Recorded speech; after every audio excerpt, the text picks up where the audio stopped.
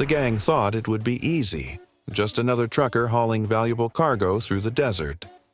They blocked the road, weapons drawn, expecting fear. But when the driver calmly reached for his glove box, their cocky smiles faded. They had no idea they had just picked the worst possible target. Before we continue, what would you do in this situation? Ever had an encounter that didn't go as expected? Share your thoughts in the comments. Don't forget to like and subscribe for more stories. The sun hung low in the sky, casting long golden shadows over the desolate stretch of desert highway. Dust swirled in the dry air as the rumble of diesel engines echoed off the distant mesas. A lone semi-truck barreled down the asphalt, its chrome grille glinting in the sunlight, reflecting the unforgiving heat of the midday sun. Behind the wheel sat Cole Mercer, a seasoned trucker with a steel gaze and a past he never spoke about.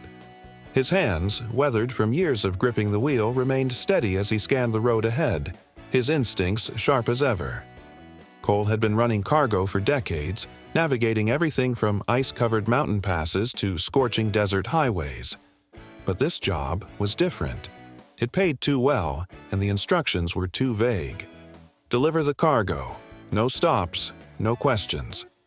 That's what the client had told him. And Cole, a man who had learned long ago not to ask too many questions, took the job without hesitation. The trailer behind him carried a cargo that wasn't listed on any manifest. It was locked down tight, double-sealed, and reinforced. Whoever had packed it wanted it to stay put until it reached its destination. But that wasn't what put Cole on edge. It was the feeling in his gut, the unshakable sense that he was being watched. Sure enough, in his side mirror, he spotted them. Two black SUVs riding his tail for the past 20 miles. He'd seen them before, lurking at a gas station an hour back, pretending not to stare as he fueled up. Now they had crept closer, moving with predatory patience. Cole exhaled slowly. "Here we go," he muttered under his breath. As if on cue, one of the SUVs surged forward, pulling alongside his rig. The tinted window rolled down just enough for Cole to glimpse a man inside, face covered by a bandana.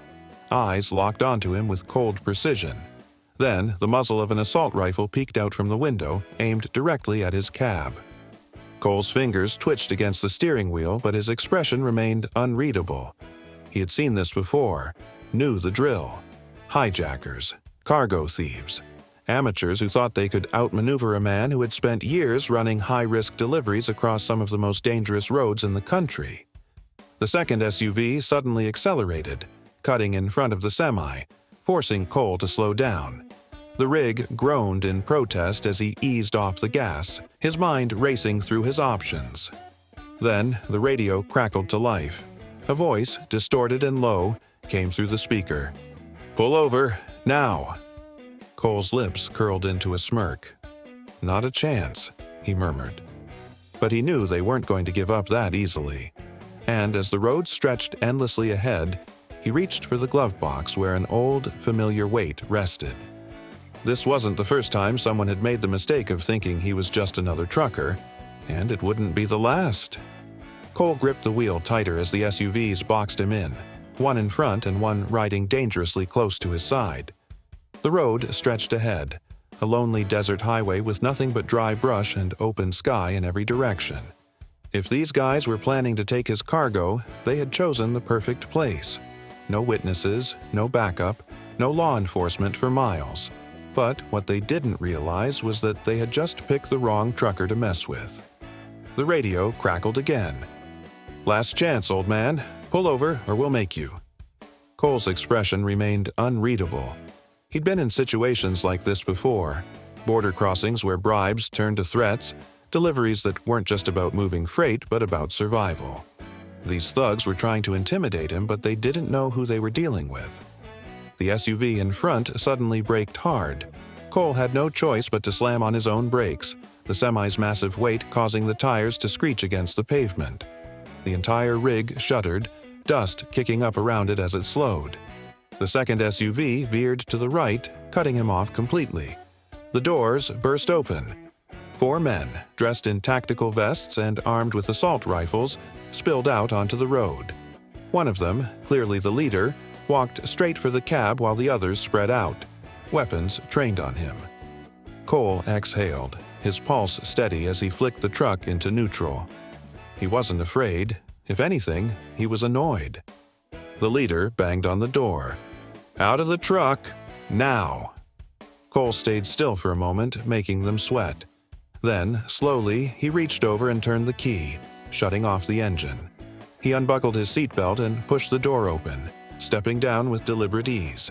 His boots hit the asphalt, dust swirling around them as he faced the gang. The leader sneered. "Smart man. Now, step away and keep your hands where we can see them." Cole didn't move. He simply stared, his expression unreadable.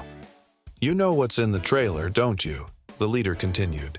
"That's why you're acting all tough. Well, guess what? That cargo's ours now." Cole glanced toward the trailer, his lips pressing into a thin line. They had no idea what they were dealing with. The contents of that cargo weren't just valuable. They were dangerous. He had been given strict instructions. Do not let it fall into the wrong hands. And these were the wrong hands. One of the gunmen stepped closer, rifle raised. "You deaf, old man? Move away from the truck." Cole finally moved, but not the way they expected. His right hand darted to his belt where a small, concealed switchblade rested. In a single, fluid motion, he flicked it open and slashed at the nearest thug's wrist, making him yelp in pain and drop his weapon. The other men jerked in surprise, but before they could react, Cole had already reached for the glove box where something much deadlier was waiting. These guys thought they were in control. They had no idea their real fight was just about to begin. The moment Cole's hand reached for the glove box, the gang leader's eyes widened in realization. "He's going for something," one of the thugs shouted, raising his rifle. Too late. Cole yanked the glove box open, his fingers wrapping around the cold grip of a heavily modified Colt .45. In a flash, he spun back, his years of training kicking in like second nature. His body moved before his mind had to process it. A controlled, precise motion honed through experience. The first shot rang out before the gang members could fully react. The closest thug, the one still reeling from the cut on his wrist, stumbled back as a bullet shattered the ground inches from his foot. Cole wasn't shooting to kill, not yet. He needed them on edge, second-guessing their next move.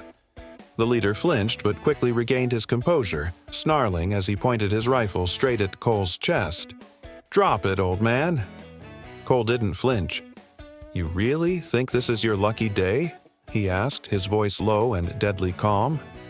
The gang hesitated. This wasn't the reaction they had expected. They were used to fear, compliance. Not this. The leader clenched his jaw. "We outnumber you, trucker. Just hand over the cargo and maybe you'll walk away from this." Cole exhaled slowly, eyes locked on the man in front of him.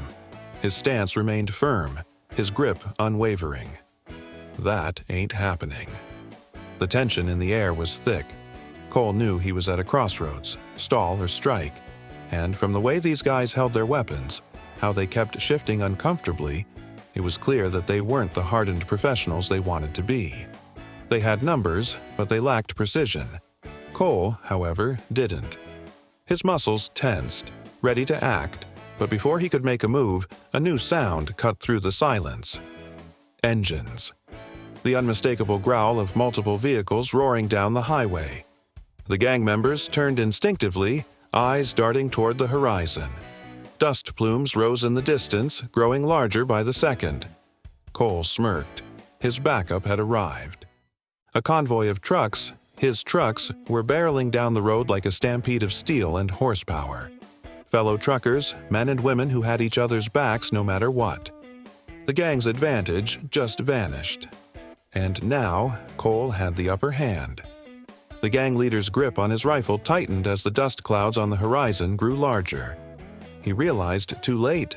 Cole had never been alone. His so-called easy target had just turned into an all-out war. Cole smirked, his Colt .45 still steady in his grip. You boys really picked the wrong trucker." The gang's confidence wavered. The nearest thug turned to the leader. "Boss, we need to get out of here." But the leader wasn't backing down. He sneered at Cole, then turned to the approaching convoy. "Don't matter. We take out the old man before they get here. Grab the case." One of the thugs lunged forward, his hands reaching for the heavy steel case beside Cole's feet. Cole didn't hesitate. His finger squeezed the trigger. One shot. Not a kill, just a lesson. The bullet tore through the air, shattering the dirt just inches from the man's outstretched fingers. The thug jumped back, cursing. "He ain't playing, boss." Cole stood tall, unfazed. "Last warning. You try to take that cargo, you won't like what happens next." The gang leader's expression darkened. He was cornered, and he knew it. Then the unexpected happened. The steel case, the one the gang was so desperate to steal, beeped. A small green light flickered on its side. Cole's smirk deepened. "Yeah, that's what I thought." The gang leader's bravado faltered. "What the hell is that?" Cole knelt down and casually tapped the case. "You thought you were robbing a truck full of electronics, huh? Maybe some smuggled cash?" He chuckled. "Let me tell you a little secret." He lifted the case onto the truck's step, tilting it so they could all see. He pressed a button on the side. A digital screen lit up.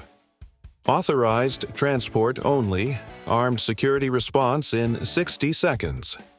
The gang collectively took a step back. The leader's face paled. "No, you're bluffing." Cole leaned against his rig, nonchalant. "You see, I don't just haul beer and appliances, boys. Some of us get special contracts, high-security deliveries." He gestured toward the screen. "And let's just say this particular package, the kind that gets the government's attention when it's tampered with." The men exchanged nervous glances. Then a new sound filled the air. Helicopter blades. From beyond the hills, a black chopper appeared, its spotlight cutting through the dust. Reinforcements had arrived. Cole crossed his arms. "Y'all were so busy thinking I was just some old trucker, you didn't stop to ask the right question." The gang leader swallowed hard. "Which is?" Cole's eyes were ice cold. "Who the hell I really work for?" The helicopter roared overhead. The gang panicked, their leader shouting orders to retreat. But it was too late. Cole had already won. As the helicopter hovered above, its searchlight illuminating the scene, the gang had no choice but to scatter. Their so-called leader was the first to retreat, barking orders for the others to follow. Their bravado had shattered the moment they realized what they were up against. Not just a trucker, but a man with government-level clearance and a mission they had no business interfering with. Cole holstered his Colt .45 and stepped back into the cab of his truck, his expression unreadable. The adrenaline was still coursing through his veins, but he was too seasoned to let it show. He had seen situations like this play out countless times before. People who thought they could take shortcuts, steal what didn't belong to them, and walk away without consequences. They never considered that some men weren't to be trifled with. A voice crackled over the radio inside his truck. "Bravo 7, confirm status. Do you require assistance?" Cole grabbed the radio and pressed the button. "Negative. Situation's under control. Package is secure." The voice on the other end hesitated for a moment. "Acknowledged. Proceed as planned." He tossed the radio onto the dashboard and sighed. It was always the same. No thanks, no recognition, just another job well done. But that was fine. That was how it had always been. Cole never did it for the glory. He did it because someone had to. As he looked out into the distance, he saw the last of the gang's taillights disappearing down the dirt road, leaving only a trail of dust behind them. He knew they wouldn't be back. They had gotten their warning, and they weren't stupid enough to test their luck again. Cole shifted the truck into gear and slowly pulled back onto the road. The weight of the steel case in the passenger seat was a reminder of just how close things had come to getting ugly. But he had handled it, just like he always did. As the highway stretched out ahead of him, he reflected on the choices that had led him here.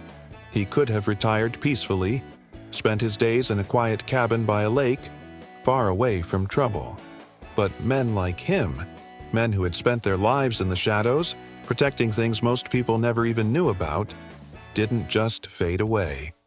He had tried once, years ago, to settle down and walk away from the life. But danger always found its way back to him. Maybe it was because he still had unfinished business, or maybe because some men were just built for the fight. Either way, he wasn't done yet. The miles passed in silence, the rhythmic hum of the truck's engine the only sound. The desert stretched endlessly on both sides of the road, a vast, open expanse where secrets were buried deep. Cole smirked to himself. Not today. Today, the right man had been in the right place at the right time, and the wrong people had learned a lesson they wouldn't soon forget.